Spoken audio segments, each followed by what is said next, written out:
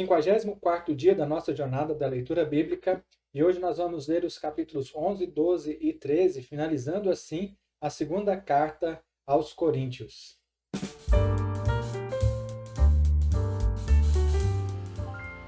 Na nossa leitura de hoje, o apóstolo Paulo vai tratar a respeito dos falsos profetas. Ele vai também falar da sua preocupação com os crentes de Coríntio, né, com os crentes no modo geral, e vai finalizar então a sua carta a esse povo. Vamos então à nossa leitura, segunda carta aos Coríntios, no capítulo 11, a palavra do Senhor nos diz o seguinte: Espero que vocês suportem um pouco da minha insensatez. Sim, por favor, sejam pacientes comigo. O zelo que tenho por vocês é um zelo que vem de Deus. Eu os prometi a um único marido, Cristo, querendo apresentá-los a Ele como uma virgem pura. O que receio e quero evitar é que, assim como a serpente enganou Eva com astúcia, a mente de vocês seja corrompida e se desvie da sincera e pura devoção a Cristo. Pois se alguém lhes vem pregando um Jesus que não é aquele que pregamos, ou se vocês acolhem um espírito diferente do que acolheram, ou um evangelho diferente do que aceitaram, vocês o suportam facilmente. Todavia, não me julgo nem um pouco inferior a esses super apóstolos. Eu posso não ser um orador eloquente, contudo tenho conhecimento. De fato, já manifestamos isso a vocês em todo tipo de situação. Será que cometi algum pecado ao humilhar-me a fim de elevá-los, pregando-lhes gratuitamente o Evangelho de Deus? Despojei outras igrejas, recebendo delas sustento a fim de servi-los. Quando estive entre vocês e passei por alguma necessidade, não fui um peso para ninguém, pois os irmãos, quando vieram da Macedônia, supriram aquilo que eu necessitava. Fiz tudo para não ser pesado a vocês e continuarei agindo assim. Tão certo como a verdade de Cristo está em mim, ninguém na região da Acaia poderá privar-me deste orgulho. Por quê? Porque não os amo? Deus sabe que o amo. E continuarei fazendo o que faço, a fim de não dar oportunidade àqueles que desejam encontrar a ocasião de serem considerados iguais a nós nas coisas de que se orgulham. Pois tais homens são falsos apóstolos, obreiros enganosos, fingindo-se apóstolos de Cristo. Isso não é de admirar, pois o próprio Satanás se disfarça de anjo de luz. Portanto, não é surpresa que os seus servos finjam que são servos da justiça. O fim deles será o que as suas ações merecem. Faço questão de repetir: ninguém me considera insensato, mas se vocês assim me considerem, recebam-me como receberia um insensato, a fim de que eu me orgulhe um pouco. Ao ostentar esse orgulho, não estou falando segundo o Senhor, mas como insensato. Visto que muitos estão se gloriando de modo bem humano, eu também me orgulharei. Vocês, por serem tão sábios, suportam de boa vontade os insensatos. De fato, vocês suportam até quem os escraviza ou os explora, ou quem se exalta ou lhes fere a face. Para minha vergonha, admito que fomos fracos demais para isso, naquilo em que todos os outros se atrevem a gloriar-se. Falo como insensato e também me atrevo. São eles hebreus? Eu também. São israelitas? Eu também. São descendentes de Abraão? Eu também. São eles servos de Cristo? Estou fora de mim para falar dessa forma. Eu ainda mais. Trabalharei muito mais, fui encarcerado mais vezes, fui açoitado mais severamente e exposto à morte repetidas vezes. 5 vezes recebi dos judeus 39 açoites. 3 vezes fui golpeado com varas. Uma vez apedrejado, 3 vezes sofri naufrágio. Passei uma noite e um dia exposto à fúria do mar. Estive continuamente viajando de uma parte para outra. Enfrentei perigos nos rios, perigos de assaltantes, perigos dos meus compatriotas, perigos dos gentios, perigos nas cidades, perigos no deserto, perigos no mar e perigos dos falsos irmãos. Trabalhei arduamente, muitas vezes fiquei sem dormir, passei fome e sede, muitas vezes fiquei em jejum, suportei frio e nudez. Além disso, enfrento diariamente uma pressão interior, a saber, a minha preocupação com todas as igrejas. Quem está fraco, que eu não me sinta fraco? Quem não se escandaliza, que eu não me queime por dentro? Se devo orgulhar, que sejam nas coisas que mostram a minha fraqueza. O Deus e Pai do Senhor Jesus, que é bendito para sempre, sabe que não estou mentindo. Em Damasco, o governador nomeado pelo rei Aretas mandou que se vigiasse a cidade para me prender. Mas, de uma janela da muralha, fui baixado numa cesta e escapei das mãos dele. É necessário que eu continue a gloriar-me com isso. Ainda que eu não ganhe nada com isso, passarei as visões e revelações do Senhor. Conheço o homem em Cristo que há 14 anos foi arrebatado ao terceiro céu. Se foi no corpo ou fora do corpo, não sei, Deus o sabe.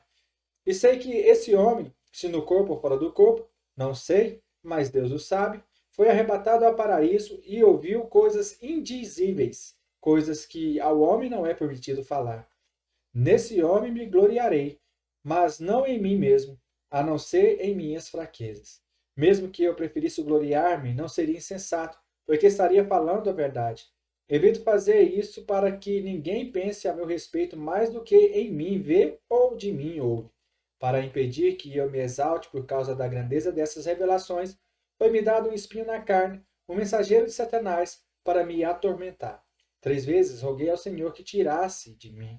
Mas ele me disse: minha graça é suficiente para você, pois o meu poder se aperfeiçoa na fraqueza.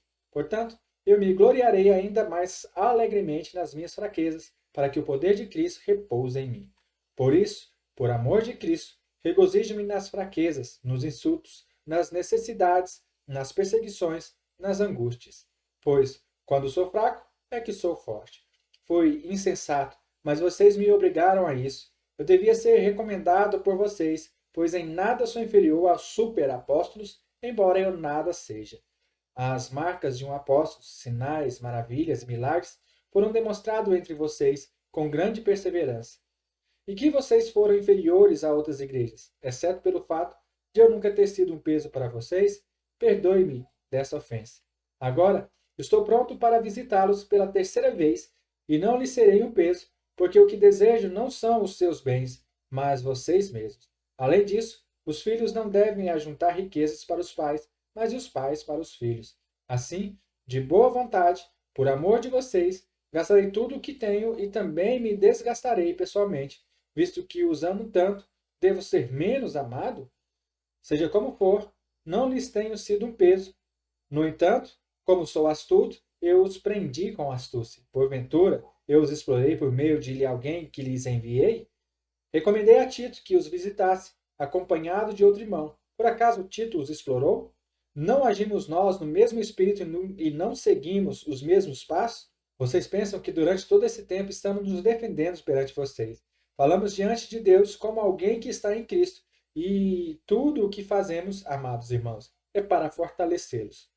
Pois temo que, ao visitá-los, não os encontre como eu esperava, e que vocês não me encontrem como esperavam. Temo que haja entre vocês brigas, invejas, manifestações de ira, divisões, calúnias, intrigas, arrogância e desordem. Receio que, ao visitá-los outra vez, o meu Deus me humilhe diante de vocês e eu me lamente por causa de muitos que pecaram anteriormente e não se arrependeram da impureza, da imoralidade sexual e da libertinagem que praticam. Esta será a minha terceira visita a vocês. Toda questão precisa ser confirmada pelo depoimento de 2 ou 3 testemunhas. Já os adverti quando estive com vocês pela segunda vez. Agora, estando ausente, escreva aos que antes pecaram e aos demais. Quando voltar, não os pouparei. Visto que vocês estão exigindo uma prova de que Cristo fala por meu intermédio. Ele não é fraco ao tratar com vocês, mas poderoso entre vocês.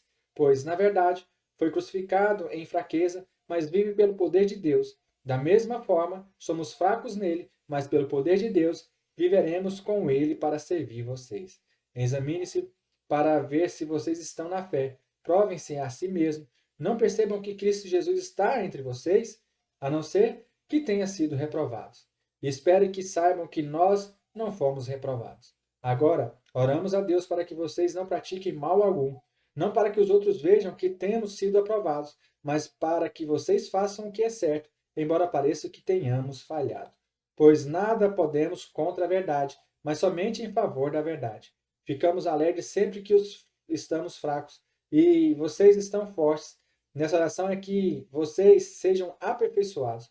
Por isso escrevo essas coisas estando ausente, para que, quando eu for, não precise ser rigoroso no uso da autoridade que o Senhor me deu para edificá-los, e não para destruí-los.